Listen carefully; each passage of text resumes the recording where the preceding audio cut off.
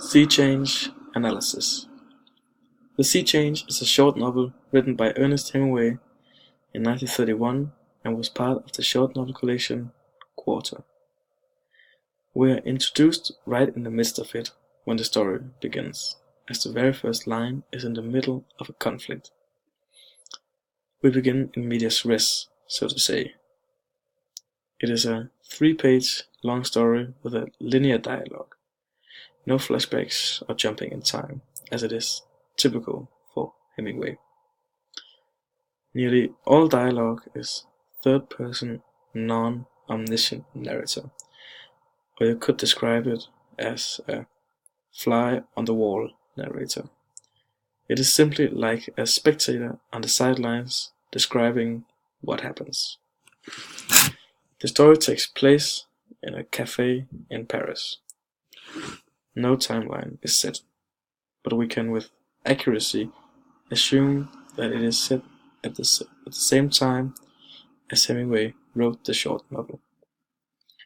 A cafe usually has quite a light-hearted atmosphere, but in this particular story the mood is quite heavy. Our two main characters, a man and a girl, are having trouble with their relationship. The man is hinted to be named Phil in line 24, but we never hear a mention of the girl's name. Although there is no mention of a name, we do get a good description of her. Wearing a tweed suit, her skin is as smooth as golden brown color, and she has short blonde hair. The barman, James, describes them as a handsome young couple.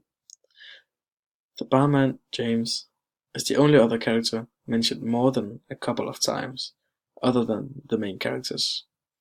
He seems like an easy-to-talk-to guy, and generally quite normal. He is white and dresses in a plain white shirt. As I mentioned beforehand, the couple are going through a bit of a struggle with their relationship. Their arguments are going back and forth. It is in this argument we find hidden themes such which was not commonly explored back in the days of Hemingway. Themes such as sexuality, acceptance, forgiveness, pride, and independence are all present in the story.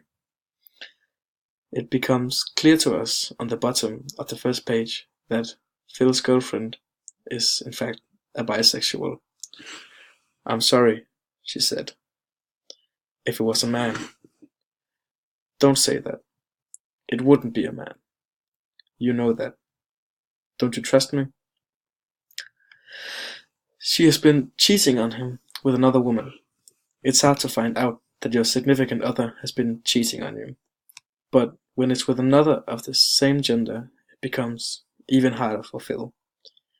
He has a hard time accepting his girlfriend would or even could be with another woman. To him, being with another of the same gender is equal to being lower than him. "Let's not say vice," she said. "That's not very polite." "Perversion," he said. He refers to it as vice, but when the girl confronts him about his choice of words, he uses an even uglier statement: perversion. He is insecure about her sexuality, as it isn't the same as his, and because of that becomes unsure about himself as well. His pride has been hurt. Hemingway often writes about these so-called beta males. He did it in the short novel Indian Camp, with a man taking his own life because he could not help his pregnant wife in labor. He also did it with the character Ole Andresen in The Killers. Andresen lies at home on his couch all day, every day, because of his fear of the world, as two hired killers are on the hunt for him. In this light, we can also categorize Phil as a beta male. He bows down to the will of the other and can see himself defeated. On page 2, Phil is strongly stating how he does not want her back after her recent escapades with the other woman. "I'll come back if you want me," she said. "No, I don't want you," he said.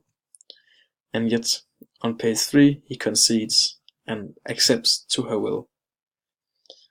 "You mean all wrong. I know. It's all wrong. But I'll come back. I told you I'd come back. I'll come back right away." This also becomes apparent at the end of page 3, when he acknowledges that he has become a different man than when their conversation started. He started as an alpha, but then slowly, as the conversation lingered on, he became another, a beta male, so to speak. He undertakes a transformation. What is strange about this beta male way of writing his characters is that there is usually an alpha male involved in the story too, but not in this story. Instead, we can perceive that it is in fact the girl who is the alpha. She remains strong throughout the text and never gives up on her points of view.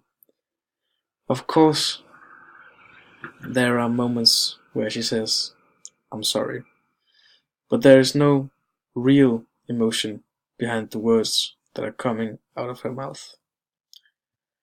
It doesn't do any good to say, "I'm sorry." These are almost ironic words. There is no regret when they are spoken.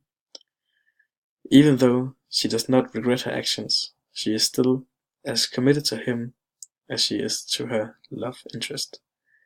This shows again how controversial this story must have been in the early 1900s. A bisexual woman who is committed to not one, but two partners. A truly independent woman. If we mirror this short novel and its themes against society and the norms of the time, we can begin to draw parallels. The disgust, the insecurity, and the unwillingness to accept of Phil must be the society.